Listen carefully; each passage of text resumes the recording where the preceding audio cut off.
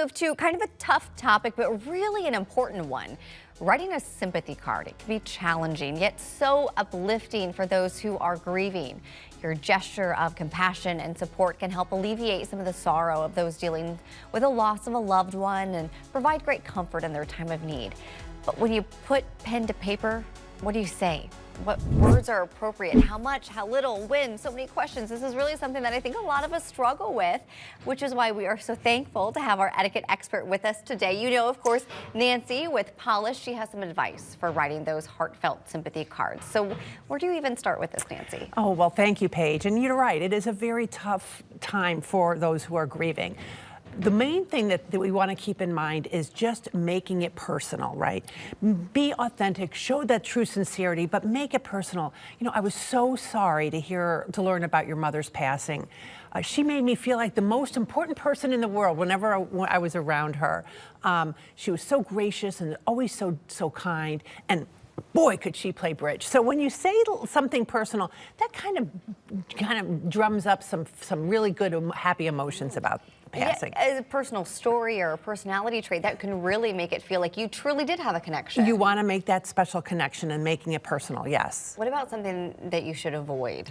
Gosh, you know, again, we have the best intentions, but sometimes we just get tongue-tied and we don't know really what to say. Avoid saying, you know, oh, it was a blessing in disguise, or, you know, I understand what you're going through. You know, everybody has their different moments of grieving or different processes that they go through. So we may have some understanding, but really everybody grieves differently. So, and avoid saying, I'll call you, because then, you know, sometimes we say it and then we don't follow up. So just be mindful of these kind of phrases. I wonder about people who want to help. They don't know how, so they say, let me know how I can help. I've heard that sometimes it almost puts a burden. Yes, it does, Paige. And that is something that truly should, instead, be you know, proactive.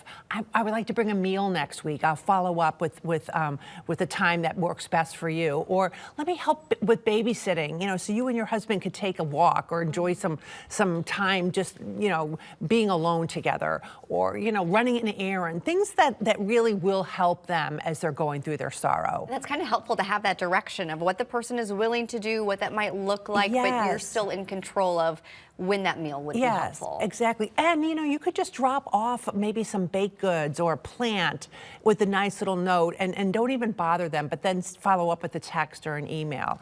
But how about timing? When is too soon and how long is too much? I mean, is there ever a case that it's too late? Don't bring it back up? good question. Timing, obviously we want to do it as soon as we hear, right? Because that's the most proper etiquette. We don't want to put it off. So generally do it right away. But there is, you know, sometimes again, life gets in the way and things happen, but just send that sympathy note.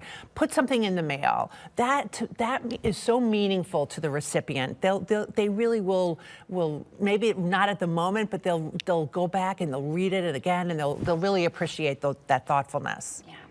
Nancy, thank you so much for always being so thoughtful and helping us show that care as well. For more information, you can find this segment on firstalertforward.com/greatday following the show. Kent.